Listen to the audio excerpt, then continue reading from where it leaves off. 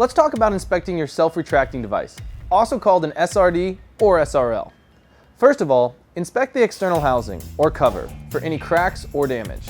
The housing is not removable and will require special tools to open. Do not open the unit unless you have been authorized and trained by the manufacturer. As long as there are no cracks or major damage, you can move on to the next step. Next, look at the labels. You should be able to read the date of manufacture, serial number, manufacturer's information, and warnings. If not, you must remove the unit from service. Always inspect and operate the unit in a mounted position. Do not pull the cable out of the housing or let it retract while the unit is lying flat. For cable SRDs, you always want to inspect the cable SRD with gloves on because you're going to be running your hands down the cable, and if there is a loose wire or braid, it can dig into your hands. So always wear gloves while doing this. Slowly pull the cable from the housing. As you do, you will be looking for cuts or frayed areas, worn or broken strands, rust, pitting, corrosion, deterioration, or modifications by the user. You will also look for crushed, jammed, or flattened strands, bulges in the cable, gaps between the strands, and of course, heat damage. No torch burns or electrical arc strikes. You also have to make sure there are no kinks, bird caging, core protrusion, or frozen wire rope. If you see any of these defects, the unit must be removed from service. On web SRDs, you'll look for holes, tears, abrasions, discoloration, or fraying of the webbing. Make sure to look at both sides and pull on the webbing to visually confirm that there are no holes or tears. If there are, you must remove from service. If there are abrasions, discoloration, or fraying that affects more than 10% of the webbing, remove from service as well. Next, bend the webbing to make an inverted U so you can get a better view of the surface and see if there are any shiny spots or broken fibers throughout. Take off your gloves and rub your hands across it to see if you can feel any hard spots, which could be evidence of heat stress. Look at the stitching. Make sure there is no loose stitching.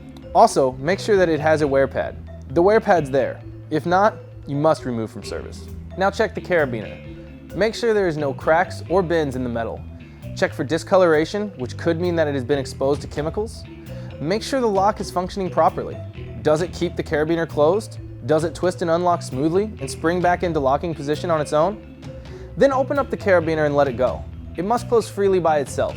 Do this a few times to make sure it doesn't get caught. Now that your Lifeline has passed structural inspection, you'll want to do a retraction and tension test to ensure the Lifeline is retracting smoothly into and out of the housing.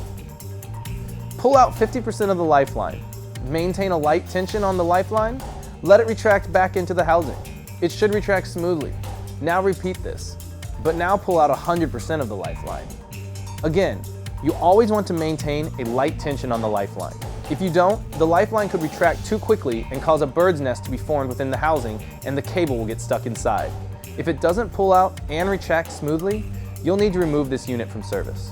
Another important test is the braking test. This is to ensure that the unit's braking mechanism is engaging properly. Grasp the Lifeline and apply a sharp, steady pull downward until brakes engage and keep tension on the Lifeline until brakes are fully engaged. There should be no slippage of the Lifeline while the brakes are engaged. Release the tension and allow the Lifeline to retract into the housing under light tension. The brakes should release and allow the Lifeline to retract smoothly back into the housing. Do this several times at different lengths of the Lifeline. If the brake does not engage, if there is any slippage, or after releasing tension the Lifeline does not smoothly retract, you must remove the unit from service. Now that your SRD has passed inspection, remember to inspect the rest of your personal fall arrest equipment just as carefully. If you've got any questions or need additional information, please give us a call or visit FallTech.com.